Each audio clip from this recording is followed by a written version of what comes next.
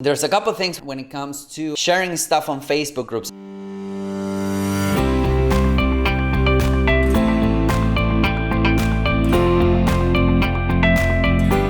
When you're putting your product out there, when you're putting your face out there, specifically when it comes to a personal brand like mine or whoever it is out there growing a personal brand, one of the things that creates a lot of traction and creates a lot of buzz around your name is controversy. Like controversy really sells. And for instance, on Facebook, just from the mechanics, how Facebook works, I posted today a post on a group, an awesome group of SaaS founders, and I posted there and I started my post by saying, why are all of SaaS founders scared of advertising? That was my post, right? And of course, it rattled the cage because a lot of people were out, like, calling me out, saying that I was trying to sell them something, which I wasn't, and I'm not. I'm blessed enough to be in a position right now that I can really afford to help people just for the sake of afford to help them, and and not needing to get clients and all of that. Otherwise, I wouldn't be doing this. I would be doing some other stuff. Just from the mechanics of how Facebook works, Facebook kind of rewards the fact that you're being controversial. Because Facebook, if you want to start getting some clout or some traction in a niche or in a group or whatever, you need to start getting shares, likes, comments, you need to start getting clicks. And the same happens with Instagram. And the same happens with pretty much every social network at this point. The more comments, the more shares, the more likes you get, basically the more people see your stuff. And that's exactly why I did what I did. But I was really asking them about, why are you guys afraid of advertising? And of course I get it. Some of those people in that group started saying, listen, there are basically 2 or maybe 3 things that are making these founders really edgy about advertising. The first one is that they think that advertising or marketing is a magic bullet, right? They think it's just like putting their product out there in marketing in Instagram or Facebook or Twitter or whatever, whatever type of advertiser, or even Google or YouTube, they're going to fix all of their advertising, all of their SaaS problems. And that's hardly the case. In fact, I think that if you launch a campaign, it starts working right off the bat, it's usually called a miracle. It stops being a campaign. Campaigns, I would say 98% of campaigns, they do not work right off the bat, and that's cool, that happens. But what happened is that, when you're trying to do it yourself, you launch a Facebook campaign, you launch an Instagram, a Google, a YouTube campaign, and it doesn't work, and then you're saying, well, advertising doesn't work, let's do something else. Let's wait 6 months for our articles to rank on Google, a couple months for our traction to be gained some other places. So that's number one. Number two is that unfortunately, there are a lot of people out there that are preaching that they can run ads, or they're preaching that they can grow your business, that they are not capable of doing it. They don't have the track record, and you ask them 2 or 3 questions, and unfortunately they don't know how to do it. They just took a course and now they're preaching their services, which it's whatever, but unfortunately there's a lot of founders that come through these advertisers and they hire them sometimes for thousands of dollars a month, and they get nothing in return.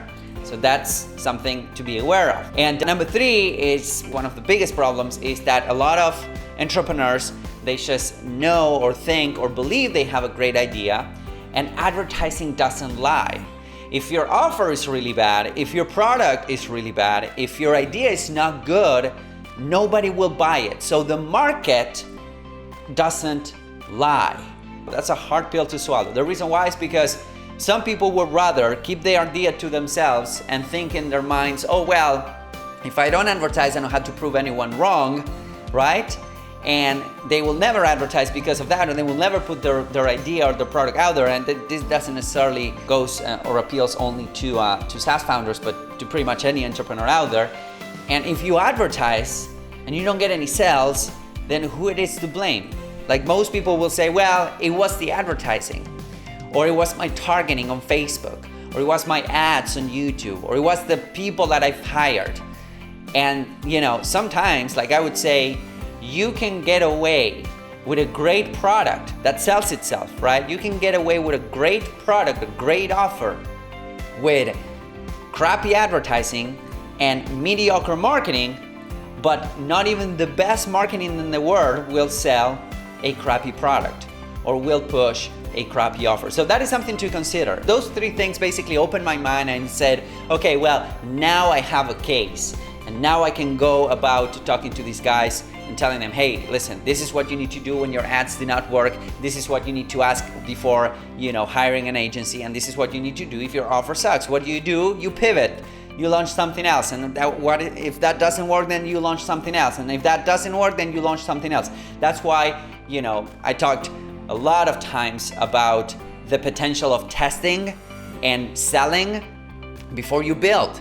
That's the whole idea of marketing validation phase, because you might wake up tomorrow with a great idea for a new product, a service, or a software, and you spend thousands of hours, and in some cases thousands, in some cases tens of thousands of dollars developing, and you turn around and nobody wants it.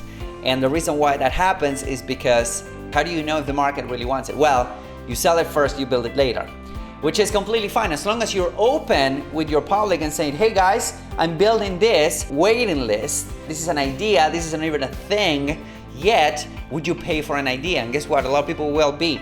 That's why Kickstarter works. That's why, those type of companies, that you're basically paying for an idea. It's something that is not there yet.